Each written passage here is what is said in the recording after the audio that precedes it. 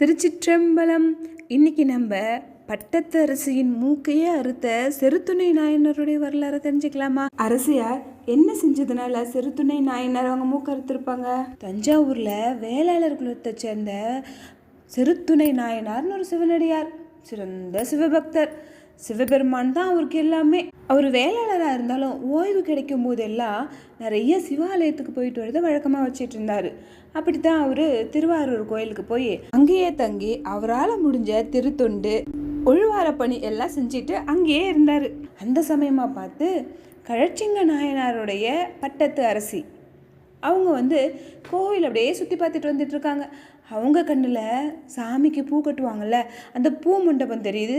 அங்கே போகிறாங்க. அந்த மண்டபத்துக்கிட்ட போன உடனே ஒரு பூ, சாமிக்கு மாலை கட்டுறதுக்காக கொண்டு வந்து வச்ச பூவில் இருந்து ஒரு பூ கீழே விழுந்து கிடந்தது. அந்த அப்படியே பூவை எடுத்து அந்த பட்டத்தரசி மூந்து பார்த்தாங்க. இதை பார்த்தாரு செருத்துணை நாயனார். ரொம்ப கோவம் வந்துடுச்சு. சிவபெருமானுக்காக பறிச்சிட்டு வந்த பூவை ஒரு பொண்ணு எடுத்து மூந்து பார்க்கறதா அப்படின்னு நினச்சி பட்டத்தரசின்னு கூட பார்க்காம அவங்க முடியை பிடிச்சி கீழே தள்ளி அவர் வச்சு இந்த கத்தியால் மூக்க அறுத்துட்டாரு. இவங்க பட்டத்தரசியாச்சு, இவங்க மூக்க அறுத்தா நம்ம தலை தப்புமா அப்படிலாம் அவர் நினைக்கல. நினப்பெல்லாம் சிவபெருமானுக்கு சேர வேண்டிய பூவை அவங்க சேர விடாமல் தடுத்துட்டாங்களேன்னு மட்டும்தான் இருந்தது. அவ்வளோ சிவபக்தி. தனக்கு என்ன ஆனாலும் பரவாயில்ல, சிவனுக்கானது சிவனுக்கிட்ட கொண்டு போய் சேர்க்கணுன்ற ஒரு அவ்வளோ பக்தி அவருக்கு. மூக்க அறுபட்ட பட்டத்தரசி வழியில் துடிக்கிறாங்க. அவங்க சத்தத்தை கேட்டு கோவிலில் சாமி கும்பிட்டுட்டு இருந்த ராஜாவாகிய கழச்சிங்க நாயனார் வெளியே பார்த்தாங்க. பட்டத்தரசி மூக்க அறுபட்டு வழியில் துடிக்கிறத பார்த்துட்டு யார் இப்படி செஞ்சா அப்படின்னு அவர் கேட்குறாங்க. கொஞ்சம் கூட பயப்படவே இல்லை செருத்துணை நாயனார். நான் தான் அப்படி பண்ணேன். ஏன்னா சிவபெருமானுக்கு மாலை கட்டுறதுக்காக கொண்டுட்டு வந்த பூவில் ஒரு பூ கீழே விழுந்துருந்தது.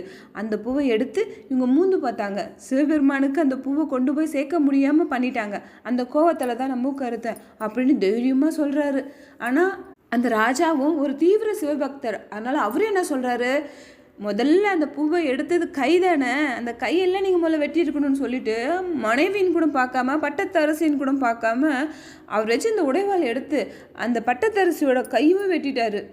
இப்போ இந்த பட்டத்தரசிக்கு அவங்க பண்ணது ரொம்ப பெரிய தப்புன்னு புரிஞ்சு, இறைவா நான் பண்ணது தப்பு தான், என்னை மன்னிச்சிருங்க அப்படின்னு மனசார மன்னிப்பு கேட்ட உடனே சிவபெருமான் அவங்க 3 பேத்துக்கும் காட்சி கொடுத்து அந்த அரசியாருக்கு இழந்த மூக்கையும் கையையும் திருப்பி வர வச்சுட்டாங்க. எல்லாரும் சிவபெருமான போற்றி துதித்து வணங்குறாங்க. சுந்தரர் செருத்துணை நாயனார தஞ்சை மன்னவனாம் செருத்துணைத்தம் அடியார்க்கும் அடியேன் ஏன் சொன்னாரு? செருத்துணை நாயனார் நாட்டை காப்பாத்துற மன்னன் அல்ல, சைவ நெறி தழைத்தவங்க செஞ்சு சைவ நெறியை காப்பாத்துற மன்னர் இவருன்ற அர்த்தத்துல தான் அப்படி பண்ணாரு. பூஜைக்குரிய பூவை முகந்து பார்க்க கூடாது. அப்படி முகந்து பார்த்துட்டோம் அப்படின்னா அந்த பூவை பூஜைக்கு பயன்படுத்தக்கூடாது. செருத்துணை நாயனார் நிறைய திருத்தொண்டு செஞ்சுட்டு அவரோட வாழ்வின் கடைசியாக ஆவணி மாதம் பூச நட்சத்திரத்தன்னைக்கு சிவபெருமான்கிட்ட போயிட்டார். ஆவணி மாதம் பூச நட்சத்திரத்தன்னைக்கு தான் செருத்துணை நாயனாருடைய குரு பூஜை. தஞ்சை மன்னவனாம் செருத்துணைத்தம் அடியார்க்கும் அடியேன். திருச்சிற்றம்பலம்.